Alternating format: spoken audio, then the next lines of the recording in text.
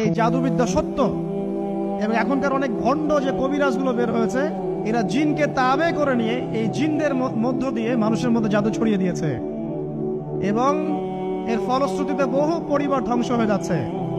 এই জাদুবিদ্যা সত্য।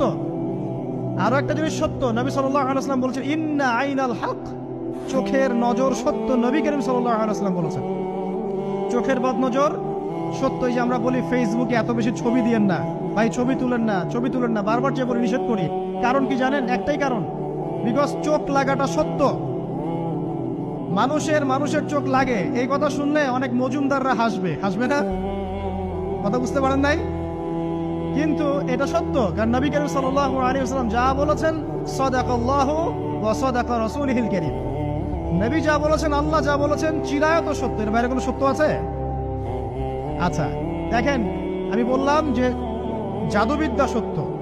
এই জাদুবিদ্যার চর্চা মানুষ করে, এখনো করে, এবং এই জাদু দিয়ে মানুষের ক্ষতি করার জন্য জিনের প্রয়োজন হয়, দুষ্ট জিন। এই জিনগুলোকে মানুষ তাবে করে মানুষের ক্ষতি করার চেষ্টা করে। দেখবেন এখন গ্রামে গঞ্জে শহরে সব জায়গায় ছড়িয়ে পড়েছে না? দেখবেন, খুব সতর্ক থাকবেন। আমি পরে সলিউশন বলছি আপনাদেরকে। আরেকটা বলেছি, নবী সাল্লাল্লাহু আলাইহি ওয়াসাল্লাম বলেছেন চোখের বদনজর এমন সত্য যে একটা উটকে এই রান্নার ডেকচির মধ্যে ঢুকাই ফেলতে পারে। একটা উট খুব সুন্দর, ভালো, আপনি দেখছেন, মাশাআল্লাহ বলেন নাই, নজর লেগেছে, উটটা মারা গেছে, দেন তারপর তাকে জবাই করে খেয়ে ফেলতে হয়েছে। একজন সাহাবী গোসল করছিলেন, গোসল, এটা হাদিস সহিহ। এই আলেম ওলামা যারা আছেন তারা জানেন যে এই হাদিস সহিহ। একজন সাহাবী গোসল করছেন, তার গায়ের চামড়াটা খুব সুন্দর ছিল, একদম স্কিনটা অনেক সুন্দর থাকে না এমন কিছু মানুষ? আচ্ছা, এখন আরেকজন সাহাবী এই গোসল দেখছেন দূর থেকে, দেখে বলছেন যে কি চমৎকার তার শরীরের রংটা, যেন কুমারী নারীর মতো, অনেকটা, এমন একটা কথা তিনি বলেছিলেন। সাথে সাথে এই সাহাবী অজ্ঞান হয়ে পড়ে গেছে। কোন সাহাবী? যিনি গোসল করছিলেন। এটার আপনি কোনো ব্যাখ্যা দিতে পারবেন না তো, এখানে কোনো সায়েন্স দিয়ে বা মেডিকেল সায়েন্স দিয়ে আপনি কোনো ব্যাখ্যা করতে পারবেন না।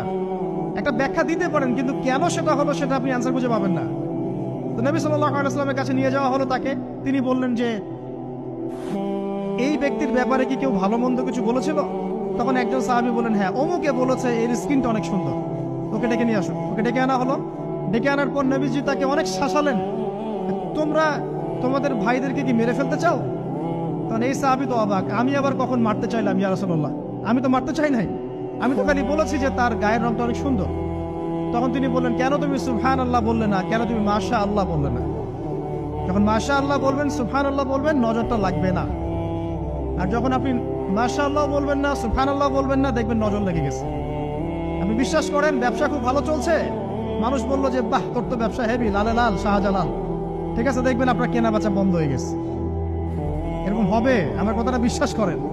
এটা কিন্তু সায়েন্স প্রমাণ করতে পারবে না, আল্লাহ এবং তার রাসূল বলেছেন, তার উপরে কোনো সত্য নেই। আছে সূরা কাহফ 29 নম্বর আয়াত পড়ে দেখেন, আল্লাহ পাক বলছেন ওয়াকুলিল হাক্কু মির রাব্বিকুম, সত্য সেটাই যা তোমার রবের পক্ষ থেকে আসে। ফামান শাআ ফালইউমিন, যার ইচ্ছা হয় বিশ্বাস করুক, ওয়ামান শাআ ফালইয়াকফুর, যার ইচ্ছা হয় সে অস্বীকার করুক। এই কারণে আমরা বলি ফেসবুকে এত বেশি ছবি দেওয়া, এই আই ওয়াশ করা, এই যে শো ডাউন করা, হ্যাঁ, ইসলামের কিছু কাজ করলেন, একদম মানুষকে না দেখাইতে পারলে ঘুম হচ্ছে না, এগুলো বন্ধ করেন, এগুলো বন্ধ করে দেন আল্লাহর ওয়াস্তে।